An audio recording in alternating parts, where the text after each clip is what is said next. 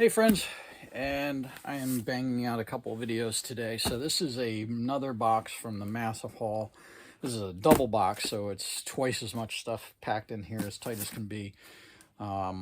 This is probably 2/3 of the way done, I think, in that collection at this point. There's still 2 more stacks of stuff, so still a good amount. And when we were packing up, we had to consolidate some boxes. So this could be a mishmash. We don't know what's in here. So this could be 2 different lots of items. So out of the gate, I see some GURPS and some Cthulhu stuff. So I know this was probably another box that got broken up. We had a bunch of these, and they went pretty quick. So this is the Miskatonic University monographs. This is number 319 and 324. And I think I've got maybe 1 of all of those left in stock. They really went very quickly. And this is I think this is the 20th anniversary limited edition. And I know I have one of these in stock. Wow, this back got some chewiness to it. That's a shame. I don't know what happened there. But those, yeah, that's the 20th anniversary edition. The couple GURPS items. We've got a copy of Grimoire here. A supporting cast. That's a pretty uncommon one. Atomic Horror. I think that's the 1st edition. A Middle Ages, also, I believe, a 1st edition. GURPS Espionage, cooler ones.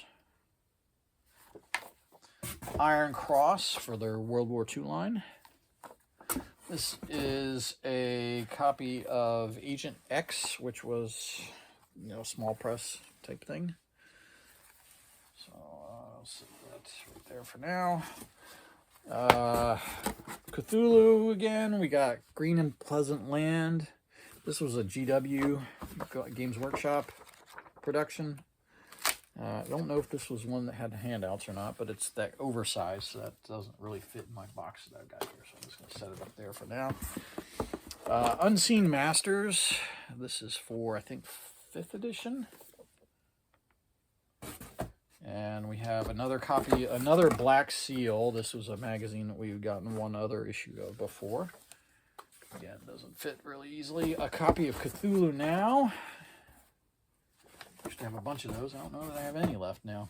A 3rd edition Cthulhu, and this was notable because 1, it was hardcover, and 2, it was also done with Games Workshop imprinting. So this was a short period of time where GW was working with Chaosium and printing that stuff. Bestiary. This is for the Atlantis system from Bard Games. They reprinted this later in by another company. Same with the Arcanum. This is the 2nd edition of that, and this was really hard to find and always in demand. I think because of the pentagram on the front cover there that saw limited distribution. And then Lexicon was the other one that they reprinted, so that was the 3 books. And here's the first printing of the Arcanum. So we got both 1st and 2nd editions of that. And then here's the core rule book of Atlantis, The Lost World. Was Bard Games, which later got bought, or the system got bought by Wizards of the Coast and was done in a very short period of time, I believe, by Wizards. Okay, here's a rarity. Here's a very rare item. So we got Amber, the diceless role-playing game by the late Eric Wujcik, and the supplement for it, the Shadow Knight. So both of those are really tough to find and always in demand. So that Amber will sell very, very quickly. For the Asylum role-playing game, we have a couple items. This is the Asylum core book, the staff manual. This is the Eastern Seaboard, which looks like it got a bad cut or something to it at one point. So 3 books by Clockworks. And now we're going to go back to some Steve Jackson stuff. It looks like this is the run of the Innomine role-playing game. So we have the Angelic source book. Innomine was a French game that Steve Jackson brought over. This is the Liber Canticorum. There was a couple of those. Here's the Infernal Player's Guide. Go with the Angelic Player's Guide. Innomine Anime, which was a small supplement that they did. Liber Servatorium. Liber Castellorium. I think I'm pronouncing that wrong, but the Game Master's Guide for Innomine. The You Are Here source book. So I think that's about the world building. There's a series of, let's see. Here's Liber Reliquarium. That can go with those. Still 4 of those. Now we got the Revelations module. Well, this is the Final Trumpet. It's part of that series. There's 5 of those books. I'm not sure if I've got any others. Here's the Superiors 2 and 4 books for it. I think that's it. I don't think I have anything else. So that's not a complete collection, but pretty up there. Now we got some good stuff.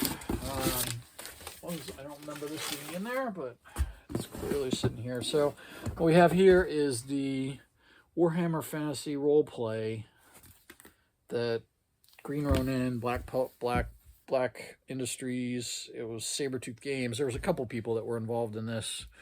Looks like we got a stack of that stuff. So here's Ashes of Middenheim. And obviously there's new stuff coming out from Cubicle 7 now. So who knows how this will sell. But Spires of Altdorf used to be in pretty high demand. And there's some of them that are really hard to find. So Plundered Vaults. I think that's a pretty uncommon one. The Pig, the Witch and Her Lover. And this was done in 2007. I think I have this in stock, actually. Just a thin little module. Here's the core book. That one is the Green Ronin version, which was the last they did. Old World Bestiary. And now we're into going back a little further. We've got Hogshead Publishing versions of stuff. And here's the Realms of Sorcery softcover version. There was a hardcover as well. Very, very uncommon to see that. Hardcover is even harder to get. Shadows over Bogenhofen. Again, these are Hogshead versions, because some of these were printed by Games Workshop initially. This is Wars and Death. Fire and Blood. These are mostly campaigns. Marienburg, Sold Down the River, with the map in the back. And this one's tough to get. That one you don't see too often. Power Behind the Throne. Carl Sargent did those, huh? Did a lot of Greyhawk work back in the day. Power Behind the Throne. Middenheim, The City of Chaos. And also Games were Hogshead. Stacking these up at the moment. The Screen and Critical Hits GM's reference pack. These I have not seen in years, but that is very uncommon. Apocrypha Now. The Dying of the Light. Again, Hogshead, GW imprint. Death on the Reich. Good shape. All these are in great shape. This one's a tough one to get. Something Rotten and Kislev. That's it. This one's a real rarity. Dwarves, Stones, and Steel. This one was one of the last books that they did and saw a pretty small run, if I'm not mistaken. Chart of Darkness, which was Apocrypha 2. And still Hogshead. Death's Dark Shadow. This is one of the later ones as well. 217, yeah, it's probably towards the end. Then we have the core. Oh, no, sorry, that's not the core book. This is a stack of Warpstone magazine, which was a independent Warhammer Fantasy Roleplay magazine. I've had them in before. Actually, I think I am down to nothing. I used to have a bunch of them. This is 14, 15, 10, 11, 17, 16, and 12. So 7 issues of Warpstone. And then the last thing is a animalmorphic role-playing game, World Tree. World Tree role-playing game by Padwolf Publishing. I think I've had this once before, but one of those oddity role-playing items. So a nice big pile of stuff, some great Warhammer Fantasy Roleplay, some Steve Jackson, so a little bit of Cthulhu. Nice stuff all around. Good to see it. All of this is great. Will go well into the store. And thanks for watching, and thanks for supporting us and sticking with us while we are merging into the new website. I think you guys are going to be really happy with it. If it's not up already by the time you see this, check it out.